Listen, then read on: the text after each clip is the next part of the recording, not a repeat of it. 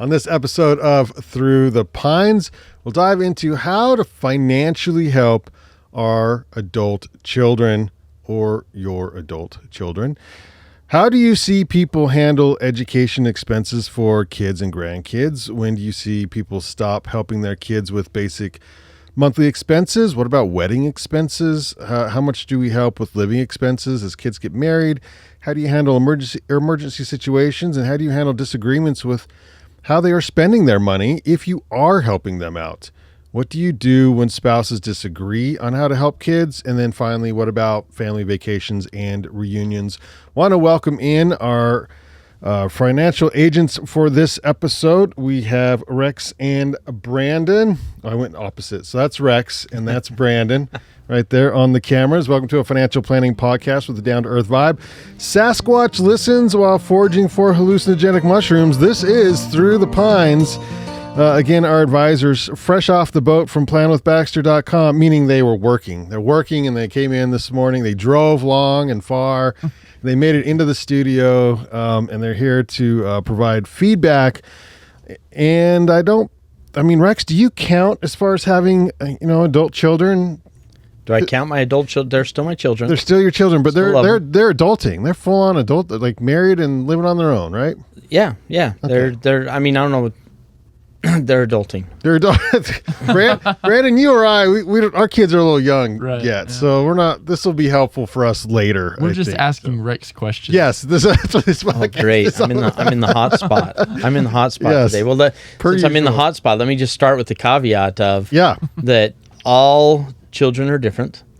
There's no manual. There's no one size fits all. This is for how you're going to work with your kids. I love that point right off the bat because it's true, and people often are like, "Well, how come that person has a kid and one of them is this way and another one is this way?" It's like the same parenting.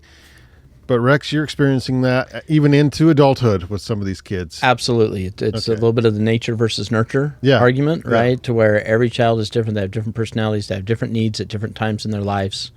And so we're going to get into this. This is going to be fun. All right. Well, they are the 2023, 2024, and 2025 Forbes Best in State Wealth Management Teams for Utah, along with the Advisor Hub, fastest growing advisors to watch under $1 billion, and the receivers of the Ameriprise Client Experience Award. That is planwithbaxter.com, and the man himself, Mr. Baxter, right here, and his associate Brandyn there. So if you have questions after this podcast, you'd like to get a hold of either one of these nice, beautiful, wonderful young gentlemen, planwithbaxter.com is the place to go. So we will dive into this, how to help out our adult children. And then Brandyn and I are taking notes for when our time comes. Let's start with, how do you see people handle education expenses for kids or grandkids? Now, this is interesting, Rex, because I want to know if it's different than the way you handled it as a parent.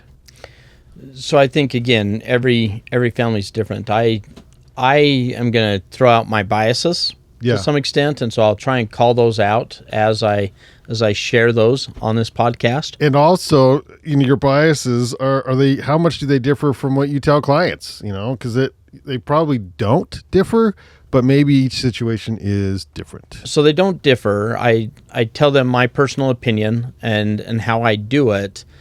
But just because I do it a certain way doesn't make it right or wrong, and it doesn't make it right or wrong for every child and every family dynamic. It's interesting that all of us are significantly influenced by our own upbringings and the way our parents handled our educational needs and their parents handled their educational needs. And so you're seeing a lot of that passed down from parent to child on down through the generations. And so it's going to be very different from family to family as to how that was handled. And so, again, I don't think there's a right or wrong way to do it. I think that there's, pros and cons to each way. And so the way that we have handled it is that we don't pay for our children's education. Jenny and I have a firm belief. Clarify, higher. You have to pay for elementary school, high school, junior high school, like that kind of thing. Well, no, we make them work in elementary school. No, I'm just kidding. We don't do that. We don't do that. Yeah. Yeah. But when it gets to higher education. Yeah. So when we get okay. when we get past high school, Yep. and so they're looking at higher education at a university, a community college. They're looking at a trade school. They're looking at specialized education for different types of activities. Whatever. You don't that help may them be. at all? Then we don't help them with the educational cost. Wow. On that, and What's our the belief reasoning behind is that? Yeah. our belief is that we think that kids pay more attention to their grades and study harder if they're having to feel the pain of having to pay for it. Yeah. And so, we feel very strongly that if they're having to work, 8 hours a day, 6 hours a day, and then they're having to cut a tuition check in Utah, it's for in-state, it's fairly inexpensive, and so it's about $3,000 to $4,000 a semester for college in Utah. Then they're working for 3 months to pay that next 4 months of college, and that's painful. You better want it if you're going to work that hard to pay for it. Do you do like parent loans and they pay you back, or do they go No. through their own deal? Yeah, so they either what we try to get them to do is to save up and pay at the beginning of the semester for the entire semester. Most universities in Utah have a 3-pay or a 4-pay program to where they'll let you make payments for 3 months without charging interest during the semester. So they'll make you pay so much to get into the classes, and then they'll make you pay so much each month during the semester to get it paid for. Brandon?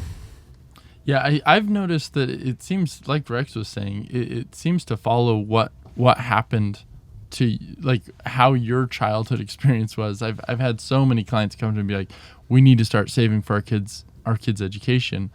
And I'm like, well, we're not quite on track for your retirement yet, right? Like you're not solid. And typically, right, from a financial advising perspective, is it makes sense to make sure that your retirement, you've taken care of yourself and then go out and see how you're going to take care of other people.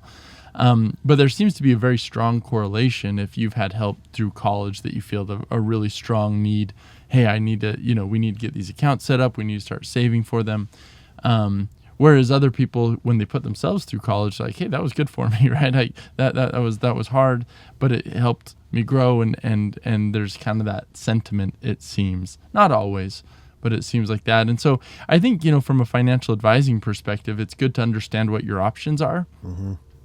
As far as saving for retirement, two of the main accounts that we see are 529 plans and UTMA plans, or UTMA accounts. And they've got their pros and cons. And we've done other podcasts, so I don't think we'll go deep on that. But essentially, a 529, you can put a lot of money in. There's a tax advantage on the growth, but the catch is they have to use it for an education expense. Mm-hmm. Now, just recently, you can actually do a one-time conversion, convert up to $35,000, all over into a Roth IRA. If you don't end up using it, like if you end up going to a different, getting a scholarship or doing something else, you can do that conversion. So that's nice. Mm-hmm. And this is not tax advice, but you have that option in the 529. The other one is that UTMA account, which the nice thing about a UTMA is you don't have to use it for a college expense. You can use it for other things, weddings, cars, whatever you want. But then the downside is when the kids come of age, in Utah it's age 21, the kids can take that money and do what they want with it, right? Even if that is go buy a dirt bike, right? and so there's kind of some pros and cons on the saving side of that. Okay. You need to be careful also, because those can impact your ability for financial aid. Yeah. Most of the time, that first couple of years of college or higher education or trade schools, typically they're going off the parents' income and asset levels and things like that for financial aid. But once you typically hit kind of, I don't remember the age, if it's 24, I want to say, then you can start utilizing your own income and assets for financial aid purposes. And so a lot of universities will have either scholarships or grants or educational programs to where if your income is under a certain level, then they waive tuition, or they give you a break on tuition, or different things like that. And so, just be aware that some of these different investment programs that we talk about and we use a lot with our clients can impact those future financial aid pieces. The other area where we do help our kids is, we do, as long as they're going to school full time or trade school, or they're progressing that way, we do let them still live at home. And so we cover their housing if they're going to a local place. Yeah. Like cell phone, food. And food, yep. Yeah. So we cover kind of the basic needs and necessities if they're going full time and progressing. But that only works if they're doing it near our home, right? I'm not going to pay for them to go out of state and cover their housing and phone and car and everything else. And so they've got to be very financially and fiscally responsible to keep those costs down by staying home. Rex, what about the argument that, if they go to a certain school out of state, then the opportunities are just that much greater, and so you should probably get a return on your investment if you spend that much money to send them to school A, B, or C, whatever. Yeah, I'm not sure I buy that anymore. I think you get a good education at just about any university. I do think you do still have the Ivy League schools, your Harvards, your Yales, your Stanfords, things like that, where you do have a higher caliber of professor as far as the educational experience, but the cost is up there too. So again, that's where you get into is the juice worth the squeeze, right? Is the cost of that education going to jumpstart a career at a high enough level to cover the cost of that tuition? Yeah. Because some of those schools are $50,000, $60,000, $70,000, per year. And as you're graduating opportunities to make income, are they $100,000 more a year than they would be otherwise? Right, because the starting wage for a dentist is going to be very similar, across the country. Now, certain regions will be a little bit higher, but so will your cost of living. So the gap is very similar when you look at that. So I that would be the question: is, are you really getting that much further ahead? I think there are certain careers to where they can get you further ahead. And I think business and finance is one of those careers where if you go into certain areas of business and finance, that can jumpstart you at a higher level sometimes. I don't think that's always the case, though. I think it really depends on what area you go into and what area of the country you're comfortable working in. Most people do not stray too far from where they grew up. Most people stay in similar areas. Brandon. I was going to say, while we were preparing for this podcast, we kind of asked, around, and one comment we got was someone who had helped, their offer was, hey, we will pay for your schooling and the expenses around it, but in exchange, your full-time job is going to school, right? And we expect good grades, and we expect that. And it was interesting as we were talking, they said, they had a couple kids that did great with that, right? And just ran with it and were took it very seriously and were very grateful for the opportunity. And then had other kids that were like, kind of let it go. Mom, Dad's paying for it. Right. And it's just I think it goes to show, right, that there's a lot of variables to this, right? You can have like the perfect philosophy and go into it and say, hey, this is what I'm going to do for my kids. And it might work for some and it might not work for others. Okay, Rex, but as you age, and you're a hardened parent, but are you going to be a hardened grandparent? So when the grandkids need money to go to a certain school and the parents can't quite afford it, does your philosophy change? Stay the same? So it's been interesting to watch a lot of our clients and how they handle their grandkids. Mm-hmm. A lot of times they're willing to be supplemental, meaning that they'll help the grandchild out with, a few $100 here, $500 here, $1,000 there, to kind of get them over the edge. But they don't want to be the primary responsible party for that education for a lot of our clients. Yeah. On occasions, we'll see some of our clients that are like, nope, education is important. We're going to fully fund it for all of our prodigy. And we're going to start a legacy of how important education is. And if any of our kids want to go to college, financing will not stop that. you mentioned the kids are different, but the parents are different too. In other words, if you've got grandparents that maybe they grew up with no money and then now they have a lot, and now they're just like, no, I'm going to make sure all my kids' schools paid for, because that's the way they feel they earned it and that's the way they want to spend it. What do you say to people like that? Yeah, I think they're just big kids. I think all adults are just big, overgrown kids. No, I think, again, I think every family is going to be very different. And I think that their value that they place on education is going to be dependent upon their personal experience and how they were treated when they were going through college and getting raised by their parents. And all of that's going to play an influence into how they handle their grandkids and great-grandkids and education, things like that. And I don't think there's a right or wrong answer. I've seen a lot of instances where parents have paid for college and that's given the kids time to study and focus and get better grades and explore other educational opportunities and maybe get out of state, live on their own, which provides a lot of just adulting life lessons to be on your own. Yeah. And so I think there's a lot of pros on that side too.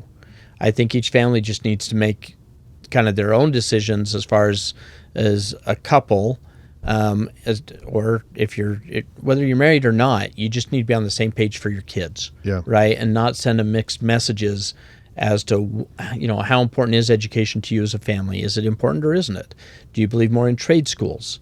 Do you believe more in entrepreneurial activities and starting businesses? Where really is your focus, and where are you going to guide your children to try and be successful in life?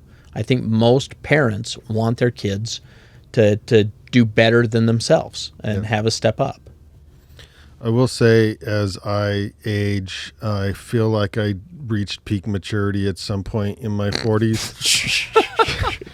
and that's cute. And now that's I'm, cute. And now I'm going down. Peak Peak. I peaked mature, and now it's like reverting back to being a kid again. Like the older we get, I can't wait till I'm in my 70s because then I'm going to be like 13. I think that's just going to be my personality when I get there. Yeah, that's your second midlife crisis, right? The first one is when you peaked and you start heading down because that's when you buy the car or the motorcycle or whatever. Yeah. And then the second one is your second peak, right? That's your second wind. I don't know. It's going to be awesome when I feel like I'm 13 again. It's going to be great. So I've got a question for Rex along the same vein. Starting a business. If your kid comes to you and says, "Hey, I've got this great business idea. Just need a little bit of money." How do you feel about that? Those are tricky. I'm a huge fan of kids taking significant risks in their 20s. I think that's the decade for taking big risks and really trying to hit massive home runs and getting some good-sized failures under your belt too, and figuring out how you're going to recover. I was pretty good at failing in my 20s. Were you? Yeah. But you usually look at you now. You usually don't have enough money to make a big failure. Yeah, and so that's the trick, right? Is how do you start up a business, and do we fund it or don't we fund it? And to me, it's been very different from child to child, as to where I help them, how I help them. Whether I'm providing guidance, whether I'm, just saying, hey, look, here's a path, you need to save X amount, different things like that. And then on occasions, chipping in, right? And helping out and saying, yeah, that's a thing. And so this is how I'm going to do it, but I want to get paid back. I'm not, I'm not giving you money. You're an investor. And so I'm an investor, and this is how I get a return on my money. And so, but yeah, and I think it depends on what the adventure is. Right. I helped the other day with some cups and lemonade. Did you? Some lemonade? Yeah. Yeah. No, it's hard, right? I've dealt with this with clients, right? The child calls in and says, "Hey, Mom, Dad, I need some money. This is my idea. It's going to be amazing." And Mom and Dad are like, or sometimes like, "Hey, yeah, they're the best. This is going to work great." Other times like, "Oh, I don't know." Like this makes me nervous. And it's interesting to watch the psychology of that. Yeah, but kids, at least with my own, I've got one that didn't talk about it much, but I've got another one who it's like he needs points for his video game. And so he's like, "Dad, I'm going to have to sell some things. Like he's already like he's Awesome. like the entrepreneurial spirit's going. I'm Right. like, oh yeah. He's like, yeah, I'm gonna have to sell some toys or something because I gotta make some money because I gotta. I'm like, dude, you're 10. Like what do you do? And then he comes to me with business ideas. It's like, okay, Dad, how much do you think I can make if I set up a table and sell this on the corner? I'm like, I don't know, dude, but like, so you want to fund that, like you want to keep that going, like you want to encourage that, maybe not fund it, but you want to encourage that. And if it takes some money because they're not quite working age yet or something, but you want to help foster that. You want to foster it, but you also want them to understand and not get you don't want a false sense of success either, though. Yeah. You want them to understand what goes into it, what are the costs, and so the lemonade costs X, right? The cups cost X. And so did you really make money at this? Yeah. Right. Or did you not make money at this? Yeah. And you want them to learn that lesson early. Yeah. And be honest with them. Don't be brutal, right? You don't have to beat up their psyche for the rest of their lives. Oh no, dude, I'm pretty brutal. I saw this comedian yesterday. By the way, it's the best thing on Reels is like the comedians. It's the best. And he's a soccer coach, dad, right? And he says he goes to the game, and then the other team comes in, and I think it was probably a baseball team, and they've got like sponsors and new uniforms and everything. And he's like, okay, this is a teachable moment. He calls his kids over, and he's like, listen, don't worry about all that. I know what I got right in front of me. Today, you guys are going to get murdered. Like, that's just what it comes down to. You're going to get killed. And I am very much like, let's just tell you the truth right up front. I thought it was pretty funny the way he said it. And it's That's like, funny. But it's like, yeah, let's tell you the truth up front because why? I mean, kids, most of the time they can take it. It's like, okay, well, you're going to sell this lemonade. It's going to cost this, and this. You're going to run away. But I also you don't want to discourage them from trying. And You don't, and at the same time, I'm not a huge fan of moral victories either, right? I don't like the blue ribbons. I don't like the, all that kind of thing Yeah. You either. can say that again. And so I'm a competitive guy. yeah. And at the end of the day, right, we all have a bat in our hand. They're all throwing the ball over the same plate, and it comes down to how bad do you want this? Yeah. So We could totally be winning, and Rex will be, yeah, but I kind of wanted to win by more. I'm like, Rex is competitive. That surprises me. All right, moving on here, Rex. When do you see people stop helping, or when should you encourage, as a financial planner, tell people to stop helping their kids with basic monthly expenses? that's hard because I think a lot of parents have rose-colored glasses, right? And their kids are always the smartest. Their kids are always successful and going to be the most successful at whatever it is. And they're proud parents, and that's a good thing. But trying to determine when you start to kind of push them out of the bird's nest, right, is tricky. And I think it's different for every kid. Mm-hmm. And so, again, I think that there are some kids that mature at different rates and have different successes in career or work to where they can start to take on those responsibilities at younger ages, whether it's their own phone, whether it's their own, automobile insurance, whatever it is. And then I think there's others that are taking big risks and they might need that additional kind of safety net and support network and things like that to assist them through part of that while they're taking those bigger risks. So I don't think that there's a cut and dry answer to that. It is interesting to look at how some families handle that. Some families are like, you're 18. We're going to have the discussion. You're now an adult.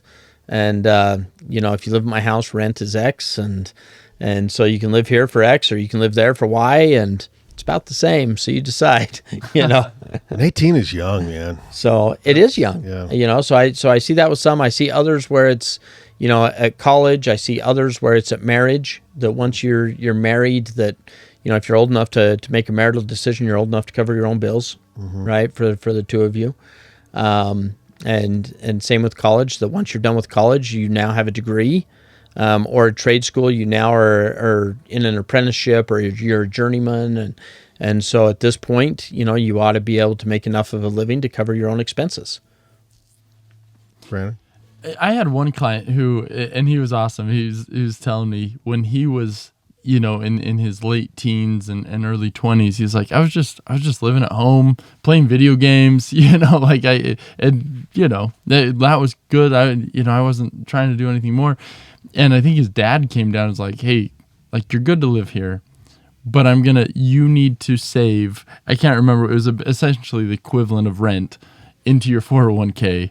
And you just have, like, as long as I can see that you're saving that, $1,500 into your 401k, because you have no other expenses, I need you saving that. And as long as you're doing that, you're welcome to stay. And so he did that, and he built up a nest egg. Like, he built up a lot just because that was what was required of him, and it panned out really well, right? I don't think his dad needed any money, but by giving, encouraging him, more than encouraging, I suppose, but by doing that, it really set his future up. And then the other thing I think that does is it allows you to not get used to spending that money, so that when you are ready to look and move on and say, I want my own place, you can say, oh, wow, like I don't need to save $1,500 a month into my 401k plan. Maybe I'll back that off to $500 a month, and I've still got this set aside for rent. And you can make that transition. And having that money in the bank gives you confidence to then be like, what am I doing at home? Like I can, why don't I move out? Why don't I go do something? Right. So, yeah. Okay. Because I think, I don't know how, that would be a very difficult thing. I was fortunate and unfortunate enough to just start off with college right away. Right. And so I couldn't live at my parents' house because of the college I was going. And so it's just like, I had to pay rent, but I couldn't imagine how, like, I know my own psyche that if I'm sitting there living at home, saving, $1,000 to $2,000 a month by living at home, I don't know that I'd be able to be like, all right. Could you not live at home, or did you purposely choose a college away from home? I did purposely choose a college away from home. Okay, so you could have lived at home. That was an option, right? Kind of. But then I would have had to go to Weber. Just kidding. Oh, no. Weber did. No, there's nothing wrong with Weber. In fact, I took two classes from there. I just had to throw. Yeah, we like to tease Brandon. He's considered a Weber alumni, even though he went. Yeah, that's true. Aggie at Yeah. heart. Oh, wow. He is a Weber alumni. I took two classes, so. Yeah. No, but so I mean, I chose that, but because of that college, right? I was away from home, and so it's not like I could live at home at that point. And so I don't know. I think psychologically that's difficult, especially if you're a saver, to say, man, am I really going to go spend $1,500 a month on rent when I could just have it for free, plus food, plus utilities, plus everything? I don't know. Yeah. Our kids typically go through those similar questions and mindset, and our kids typically come to the conclusion of, I'm going to live at home and save. Yeah. And so we let them, as long as they're going to school full time or working full time, typically then they can stay at home while they're saving for a down payment on a house, or they're saving for a business, or they're, whatever that is that they're trying, but they've got to be working towards something. And so it would be extremely frustrating to have them just gaming all day, right? And not be working towards something. They're working towards winning the game, Rex. That's the whole point of gaming. Hey, there's some pretty famous YouTubers out there that do They videos make just so much money, and that's all they do. It is. It's crazy. But I think at the end of the day, we all do play game theory, right? Whether we like to admit it or not, we all in our head are doing a little bit of mental accounting, saying, all right, am I better off here? Am I better off doing that? And I think for parents to set a clear game rules of, all right, here are your options. You can live here, but this is the requirement. If you don't live here, then obviously you can do whatever you want. But if you set that up, then that allows kids to say, all right, would I rather, and make those decisions. Whereas if you leave that to your kids and you don't have any, like, if you're living here, you have to do X, then it makes, I think strategically, if you're a strategic thinker and a saver, it makes it really hard to leave home. I think it's okay to pivot as a parent too, right? Again, knowing that there's not a parent manual out there that says, if you do X, you'll end up with Y, or do these 5 steps as a parent, and this is what you'll get as a child. That just doesn't exist. And so I think, make sure that you're clear, make sure that you're communicating, make sure that you're transparent on your expectations, make sure that as parents that you're aligned, and on that same page. But then if you're seeing habits or patterns that for some reason you're struggling with, just have a conversation with that child and sit there and say, look, this is frustrating to me, and here's why it's frustrating to me. And so let's figure this out so that you're feeling good about where you're at. I'm feeling good about your progression and where I think you're headed. But just make sure you're having those conversations in a kind of a safe manner, right? Without attacking, without accusing, without belittling, without destroying their psyche, and try and help them progress into whatever path that's going to be for them. Understanding that that path is going to be very different for different children in your family. Yeah, I remember I was at my parents' house, and one of my siblings who was in college at the time, he came home too, right? And I see him wander down into like the basement pantry with this massive cooler and proceed to go grocery shopping at, right? And it's like one of these, right? And he's just like filling, at home. My parents' house. I'm like, what? Like, what? Like this? I didn't know this was an option. Like I don't think it was. No, probably not. But I think it's one of those, like, I don't know, like assumptions and perceptions. It's just different for everybody, and that's where I guess you have to have those conversations. I think we had the entire football team do that at one time or another in our pantry. And so for our younger kids, I think it was eye-opening because they're like, oh, wow, this is what these kids need food, or they need a toothbrush, or they need toilet paper because they're struggling and they're living away from home and they don't have parents that are able to contribute or willing to contribute, one or the other. Are these NCAA violations, Rex? And so, no, these are not NCAA violations.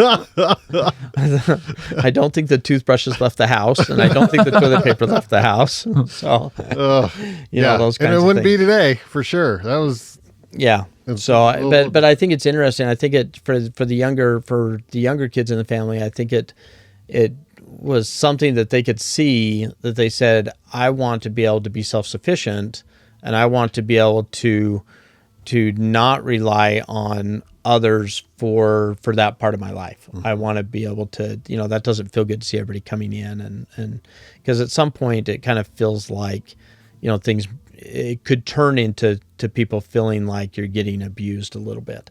Pillaged. And we didn't ever feel that way, which was nice. Yeah. But I could easily see how it could get that way. Yeah. So being taken advantage of your niceness. Speaking of, when your daughter gets married, what are you paying for, Mr. Niceness?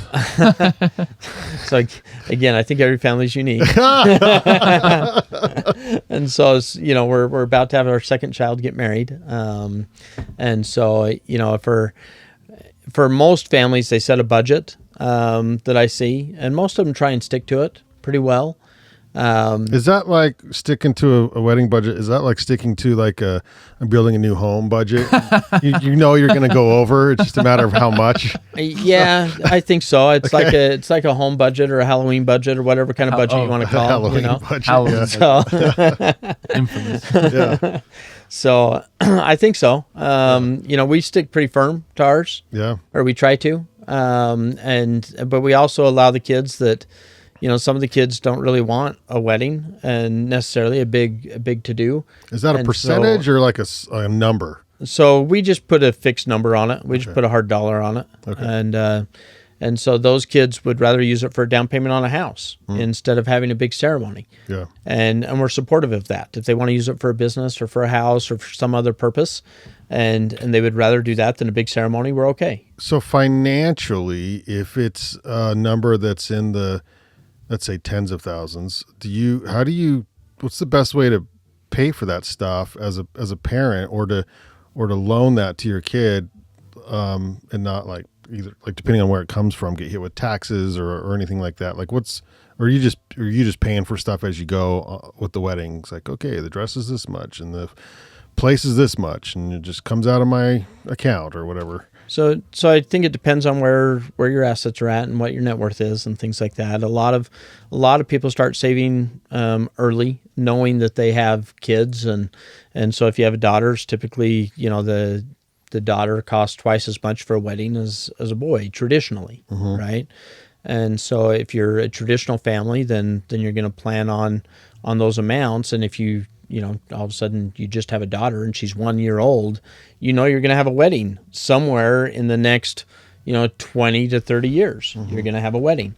And so a lot of people will just start saving that up in a separate account and setting it aside for that. Others won't. Others will just save and save and save, and then they'll pull it out of their non-retirement investment accounts. I've seen some situations where parents have taken out 401k loans and credit cards, and I'm not a fan of those things. I'd rather, plan ahead and be a little bit wiser about how we're saving and how we're going to fund those kinds of things, as opposed to the belief of we'll figure it out. That always gets people in trouble. I like how Rex does it, because he not only has a fixed dollar amount, he just writes a check, right, and hands it over and says, here it is.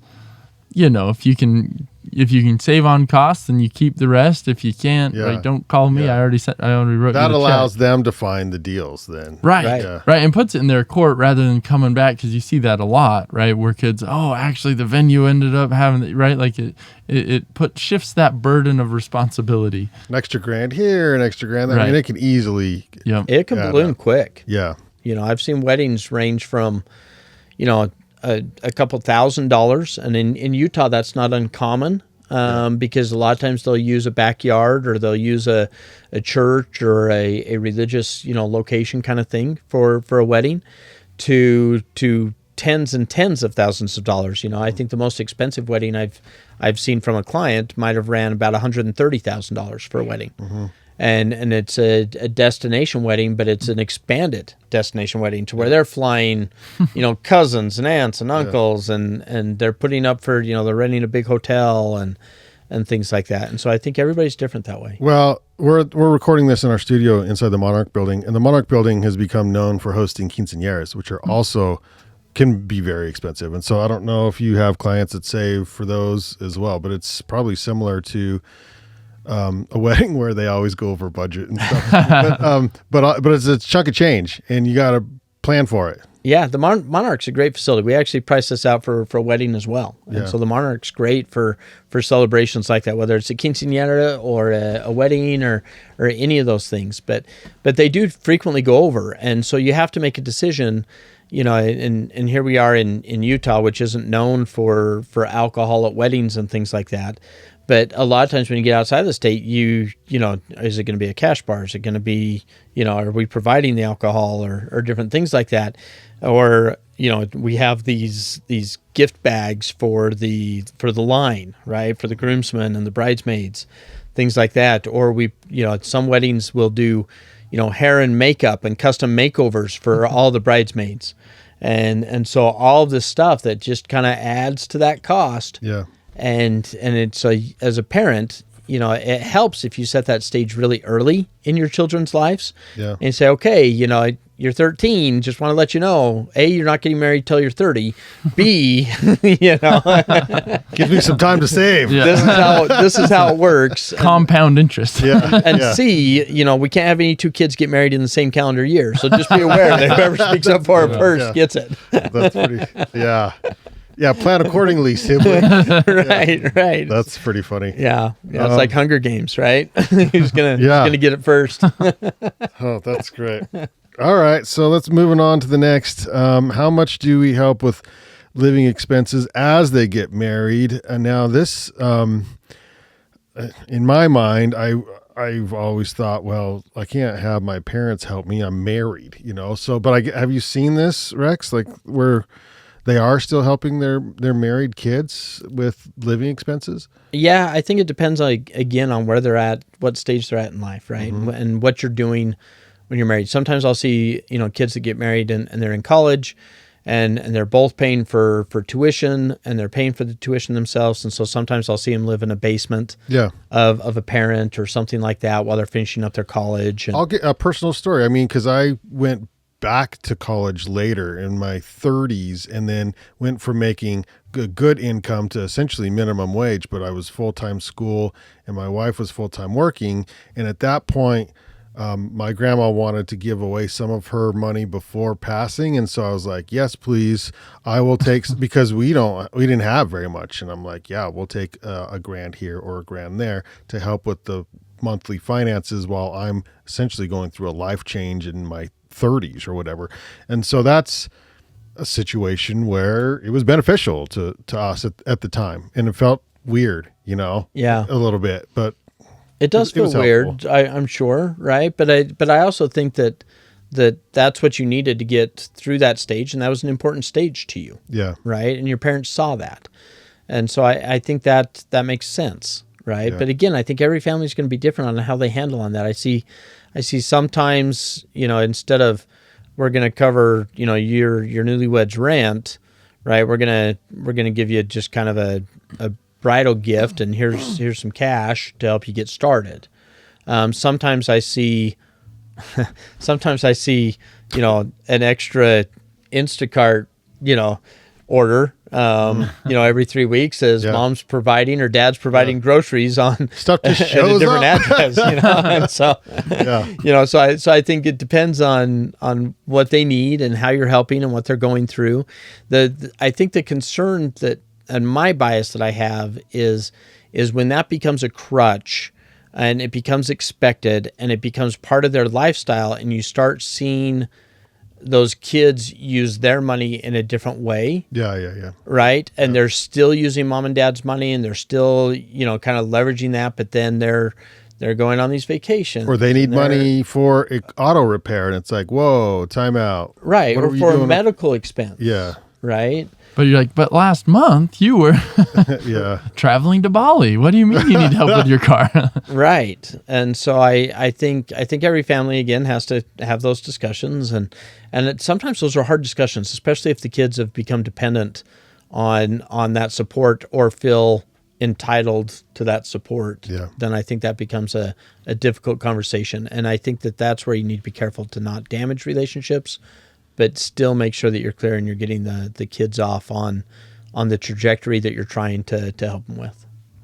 I think the norm is once kids are married, typically the assumption is, hey, you're off on your own at this point, right? And you're making your own way, usually, right? And exceptions to that a lot of times around college, right? Helping kids through college sometimes.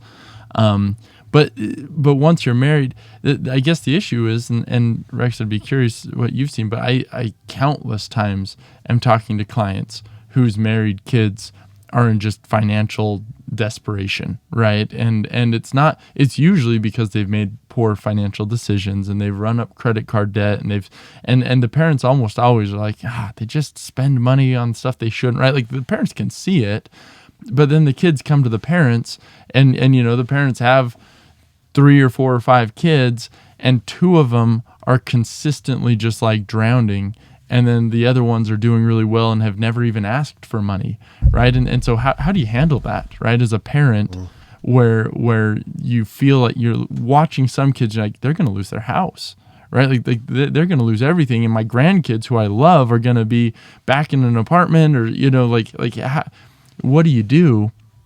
And I don't think there's a perfect answer, but what I've seen is a lot of times parents will help those kids that are struggling just enough to get them by, and then a lot of times we'll maybe write a note in their trust, or like, hey, so and so owes me this, and before the estate is split, make sure that they pay back X amount.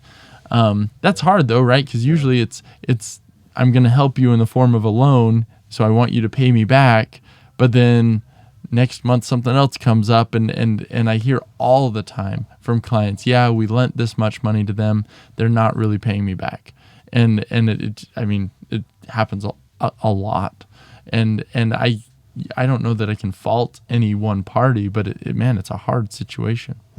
Yeah, I've said it before, and we are fantastic at convincing ourselves of things.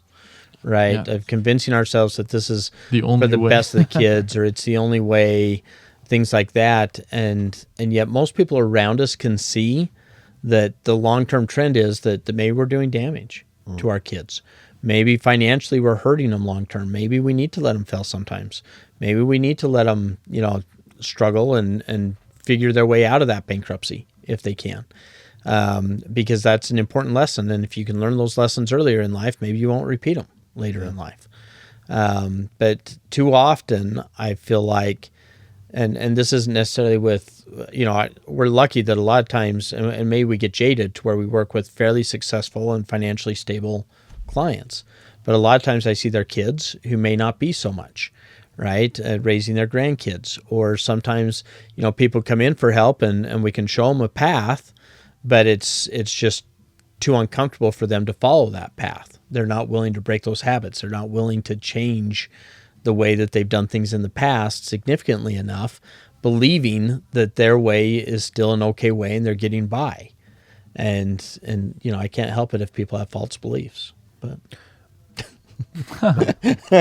I think you're right, Rick. So it's so interesting to watch when you're faced with a financial difficulty. Naturally, we just go to what's the easiest way for this to get solved, right? And sometimes the easiest way is to go to mom and dad and say, hey, can you guys help me with this? Sometimes the easiest way is just to go throw it on a credit card, right? But when you really push yourself, and I think that's the benefit of setting boundaries, saying, hey, I'm not going to use credit card debt. I'm not going to use mom and dad. When you go those extra steps, you can find a way, right? Like the fridge breaks.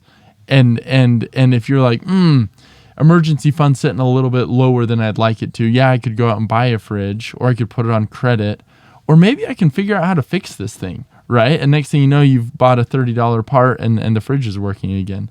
And it's just interesting to see those levels of how far do you push, right? Is it I went and found a fridge on a good deal?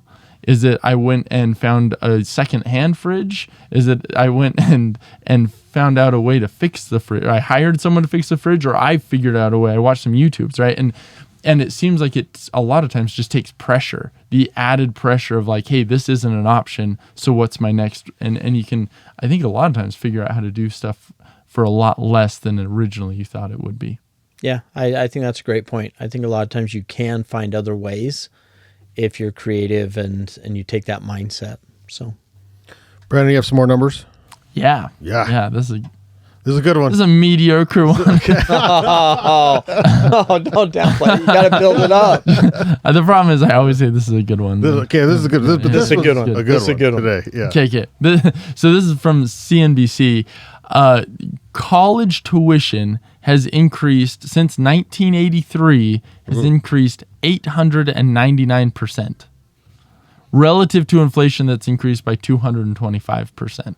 So college tuition, obviously, and this isn't a surprise, I don't think, to anybody, right? College tuition has far outpaced inflation over the long term. However, there's good news. Annual tuition and fees for a four-year private school have actually peaked in 2020 at $44,120. They've fallen by 5.8% down to $41,540 in 2024. And then if you look at public schools, they're actually down as well from $12,490 in 2020 to $11,260 in 2024. So down actually almost 10%, 9.8%. And so kind of one of those interesting, we always get in like these zones where like, wow, it's increased like this dramatically. I'm going to prepay my college, or like it's only going up from here. And things do ebb and flow. Yeah, boy, that's going to be interesting with AI and jobs and the change in workforce. And I'm assuming less people are going to go to school. And then does that mean prices go up or prices go down for higher education? I don't know. We'll see. Yeah, I just think it changes, right? I think it'll just alter. I don't know that the AI in and of itself is going to increase or decrease the need for higher education. I think it just changes different degree programs and different, that will come online that we don't have today. And so I think that will just modify. And do I think the cost will go up or down? I think the cost over time will continue to increase just because of inflation and cost of paying, professors and cost of the educational experience. And so I think it's going to continue to increase, but we'll see. That's an interesting question. Okay, Rex, so on how to help financially our adult children, what happens if one of the adult children have an emergency situation that they don't have an emergency fund apparently set up for? Those are challenging. Yeah, that's why we asked the question. Yeah. That's a great question. I think, again, most parents we'll look and see what the emergency is, right? Is an emergency my gaming console went out? 100%. Yeah, the most parents probably wouldn't help with that. But is it Most 30-year-olds, that is an emergency and a half. So yeah, is an emergency? I turned 27 and so I'm off my parents' health insurance, and now my health insurance, I'm self-employed, and maybe my health insurance has an enormous deductible, right? Maybe it's a $15,000 deductible or something like that. And I don't have the $15,000 saved up at this point. Then how do I do it? And so you have to explore those options of, does a payment plan work? Are my parents in a position to help out? Can they help out? Are they willing to help out? Things like that. And I think, again, every family is going to be different based on their own financial position and where they're at and their own biases. Most of the time, if it truly is an emergency and the parents are in a financial position to help, lots of times I'll see the parents help out and with those one-time kinds of expenses. But a lot of times they'll have the same discussion of, look, we don't want to be in this position again. And so let's make sure that we're taking steps so that if you're going to have a high deductible health insurance plan, that you're saving that money up and you're maintaining at least that amount above and beyond a typical emergency fund. And so most of the time they'll have that kind of a discussion so that they aren't viewed as the bank or the piggy bank or something, or a line of credit, by the kids. Okay, this is an interesting one because I don't know if you would have to deal with this because of the way you set up your rules, Rex. But how do you handle disagreements?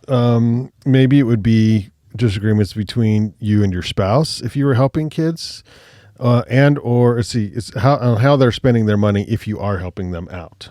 I think that happens a lot. I think a lot of times, you and your spouse, you and your partner don't see eye to eye because you both were raised very differently from each other. And so the earlier in your relationship that you can have conversations and play what if scenarios, what if our kids do this? Well, how do you want to handle it? And try and have those discussions early. Unfortunately, a lot of couples don't have that conversation early. And they have the conversation in the heat of the moment of, I think so-and-so needs help. I want to pay for this business venture. I want to, they want to try and get this trade and I want to help pay for it. And the other spouse is like, gosh, we're not on track for our own goals. I don't feel like we're in a position to help to that extent. And this is going to put extra stress and pressure on us. And so, I think the important thing is to, hopefully you can have that conversation just between the two of you, not in front of your kids.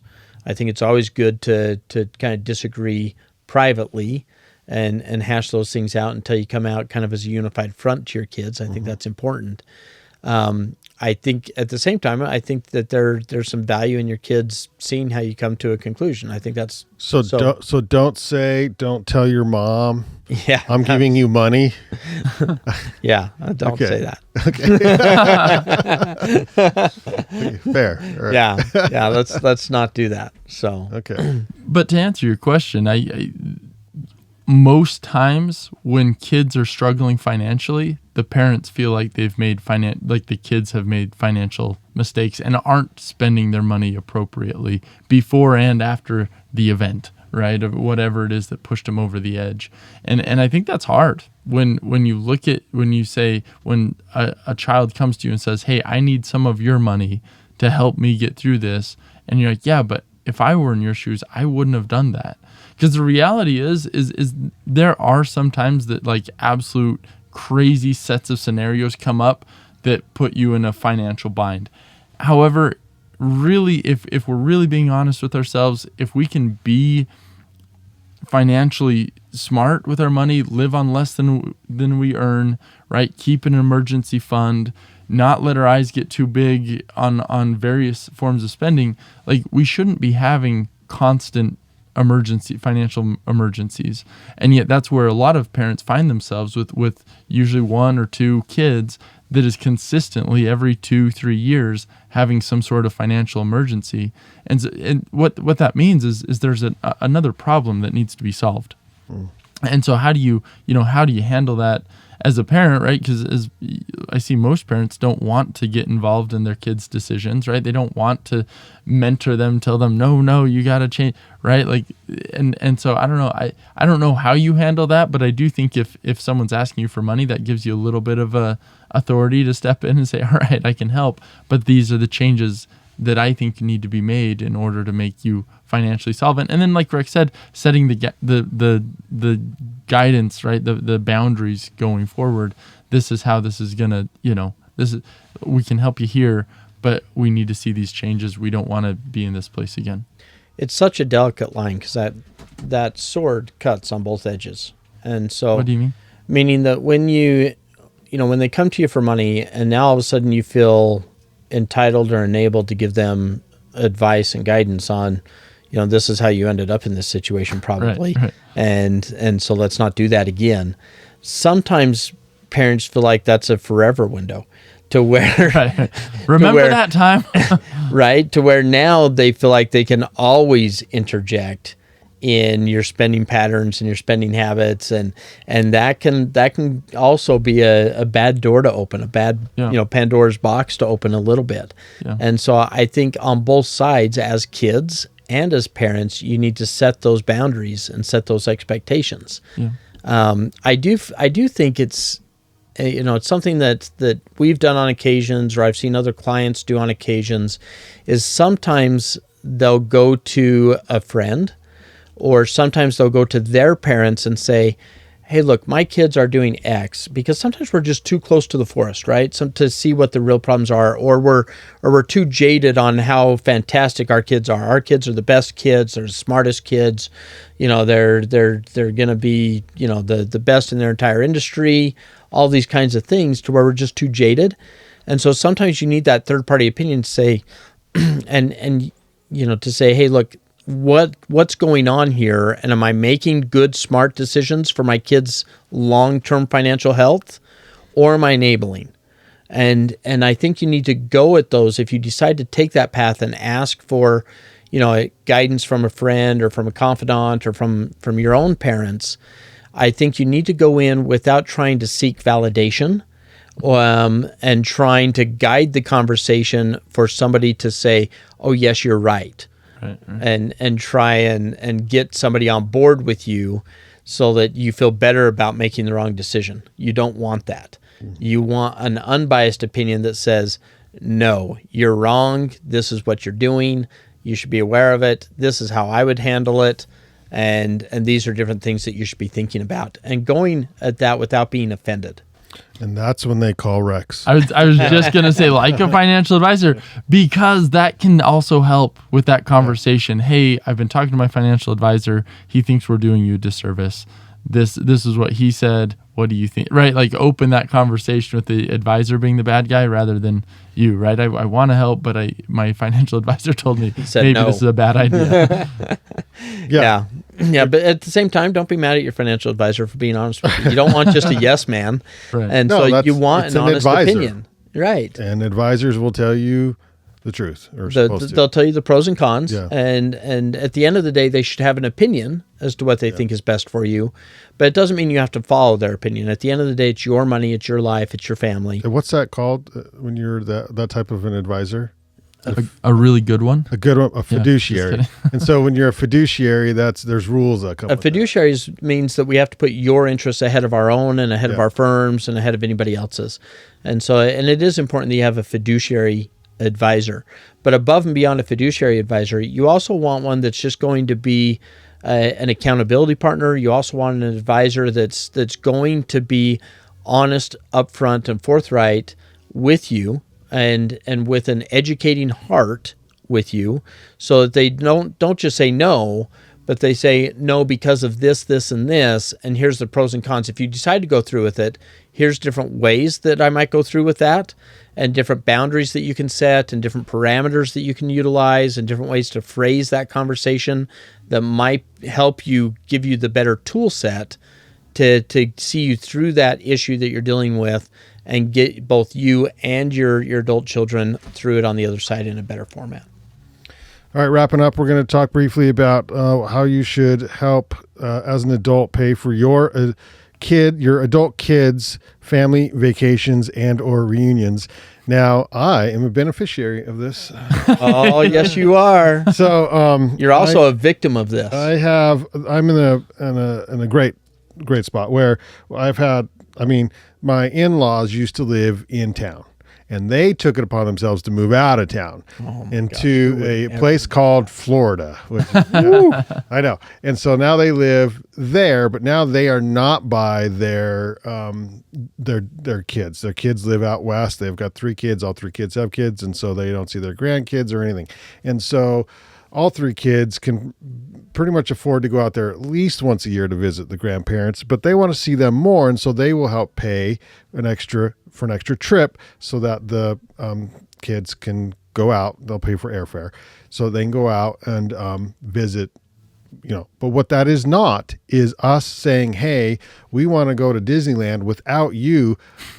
Will you pay for it? It's a big difference there. And so, but when it comes to family vacations and reunions, Rex, what are your sort of rules or guidelines for paying for the adult kids? We're just getting into this as a family a little bit. And so up to this point, we've just covered it. Right, we've covered the airfare, the travel, and the housing, and the food, and the activities, and adventures, and things like that. But now that you're to 35 people in the group, now as our group is growing, maybe not 35, but it's growing, right? And it's getting bigger as we start to have kids that have kids, and significant others, and Rex is booking an entire airplane. The prices of flights he's running his own prices of flights. Yeah, we're just chartering. Oh my God. Chartering buses and flights and everything else. It's cheaper if you buy your own, right? Just buy your own plane. Buy a jet. Yeah. I'm not sure you're wrong. I think you could have a point there. What I see and where I think that we're headed is over the last couple of years, we've started to where we would cover airfare and housing. Typically, I cover 1 meal a day to make sure that nobody goes completely hungry. And so, the adult kids have to cover, the other 2 meals kind of thing, or their snacks or whatever they want. Snacks. Yeah. Whatever they want to do, I think eventually we'll end up gravitating towards either covering the transportation or the housing and kind of splitting on the food to some extent is where I think we'll end up at. Yeah. But I'm not sure yet. And it's hard because we may have some kids that are in a position to do that. We may have some kids that are not in a position to do that. Yeah. And so we may help out some kids a little more than others on if it's something that I really want to do or something Jenny really wants to do. We may say, hey, look, we really want everybody to go. And we understand most of you can go and most of you can cover it. They can't. We're going to help them out a little bit. And we need to make sure that that's transparent to a large degree so that we don't have hard feelings and everybody feeling like, oh, well, you gave them money and you think we don't need it. We need it because, we don't want to spend our own money. We want to spend your money. We've made smarter financial decisions. Why are you punishing? Should I be punished? Right. Yeah, which is the mindset, right? For sure, yeah. And so it's tricky. It's really, and I don't think there's a perfect answer. Maybe they don't want you to help one because they don't want the one to go. I don't think that's it. Wow, the black sheep of the family. Leave it to the black sheep to point that out. Yeah. But I think the complexity. I was literally just talking to a friend about this, and they're like, "Man, we're trying to do this family reunion," and I think they're good, right? You want, as a family, you want to spend time together. That's how you build like a cohesiveness. That's how you can kind of take care of each other. You need to know people and have those experiences together. But I was talking to a friend who's like, "Man, I've got some siblings that like they are hotel only people, right? They are not going to go camping. They're not going to they've got standards for their vacation, and I get that. It's to some extent, right? Like A, comfort, B, you're like, hey, I've got limited vacation time. If I'm going to spend my vacation time, I want to do it doing something memorable and to a standard of fun that they have. And then you got other people who are like, hey, we can't afford that, but we'd love to go camping. We'd love to, and so you got this weird dynamic, right? Where I don't know how you merge those. It's a really difficult, and yet the common goal should be, in my opinion, is that, hey, we want to spend time together as a family. and we need to make that happen for everybody. So how do you blend that? And I don't know the answer to that. Yeah, I think it's tricky. I also wonder if, again, I have a lot of kids, right? 7 kids. And so I wonder, as they get their own families, if at some point we start just traveling, with this family on this vacation, with that family on that vacation, and so forth, and we start piecemealing it out and then once every other year, every third year, we do a bigger family vacation with everybody. Right. But in the short run, we do smaller vacations with just the little family units. Mm-hmm. So I don't know where we're going to end up with that. I do like the concept of covering a good portion of the family vacations as a parent, because I'm wanting to build that unity and that tightness, but also at the same time having my kids cover part of the cost in some way.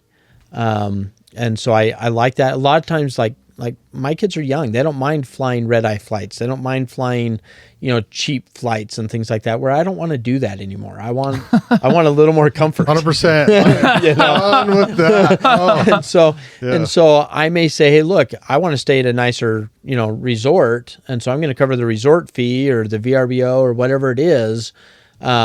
But you can find $100 flight. I'm going to take this $300 flight because I want to get there, comfortably and rested and, and things like that. But if you want to take a red eye and it's only $100, you go for it instead of paying the $300. And so it gives them a little bit more control of how much they're spending on their vacation. Mm-hmm. I also like to give them plenty of notice so that they can save up for it. And so like 6 months to a year.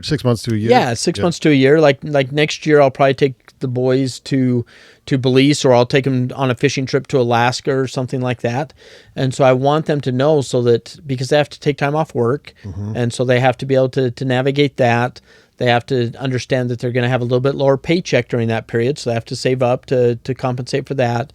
They're going to want to spend some money either on souvenirs or different things like that on the trip, and so they need to be able to save up for that. So I like giving them plenty of notice and plenty of time so that they can save up the amount that they want to for those trips. Yeah. That seems to be, because we did talk to actually several people and obviously clients about this, and that seems to be the reoccurring theme is covering a large portion of the trip and then allowing everyone else to participate. And I think what that does is goes back to game theory, right? We all look back and say, all right, man, I did this Disneyland vacation, but it only cost me, $1,500. There's no way I could have done that any other way without the help of, a family, the parents or someone stepping in and doing that for us. And so I think it seems to me that that's almost kind of the best answer for all different types, right? Is if you can help fund that allows for everyone to feel kind of like they got a good deal, right? And they've been treated fairly, and it was a good opportunity, and we got to spend time with the family. And so that seems to be, I think, what a lot of families are doing. So what I'm hearing you say is everybody, hear this, right? Everybody should have 7 kids. Because then child 1 can provide food on Mondays. I don't think that's child 2 can provide food on Tuesdays. Child 3 can provide food on Wednesdays. Not a huge You have all your food covered, and so they cover all the food for the entire family on that Monday. I think that's what I heard. Is that what I heard? That's not what you heard. Man, that's not what I heard. I thought that's what I heard. 7 kids. Yeah. A vacation doesn't have to be 7 days. Well, is it really a vacation if it's less? Rex only takes. I will be. All right, we're recording this. Rex can only go as many days as he has kids. Yeah, so he may start having more kids. I mean, you don't know. He's like, 2 weeks. I really like 10-day to 14-day vacations. I gotta say.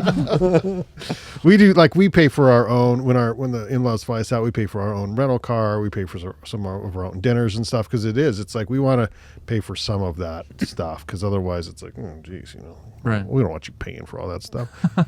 Yeah, I think the kids feel a little bit more ownership and a little bit more independence if they're paying for part of that stuff too. Yeah. Right, and they feel a little bit better as to we're chipping in. It's not all on mom and dad, and so I think there's a little bit of that goes into it too. Yeah. Well, thanks so much, you guys, on especially Rex on this one, because you have some experience on this. But Brandon, good insights on some of the people you talked to as well, and we took notes, Brandon. So we'll know when our kids. It is a podcast. You can re-listen to it, guys. Yeah. And I've got one there on the verge. So she's early 20s, and she moved out, and then she moved back in. It's like, okay, well, we'll help you out a little bit, and then, but we start making those changes or those decisions when they get into their early 20s. It's like, okay, well, wait a minute. Do we help pay for this anymore? Do we help pay for that? When do we let go of this and that? And so this is a good... Each child is different, right? And unique, and treat them as such. And so if they need, if you need to help at different stages in their life, then that's okay, right? Mm-hmm. There's nothing saying that you can't or you shouldn't. There's better ways to do it, and there's certain things to do. But don't be afraid to treat your children differently sometimes. It's okay.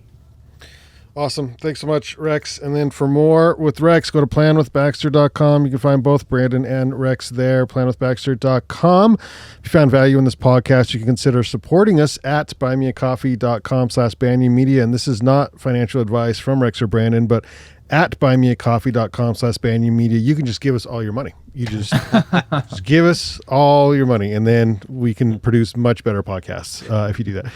Watch us, subscribe to us on YouTube at Through the Pines. You can like our Facebook page at Pines Podcast and follow our Instagram at Pines_podcast. This has been Through the Pines, reminding you to use yesterday's dollars to finance tomorrow's dreams.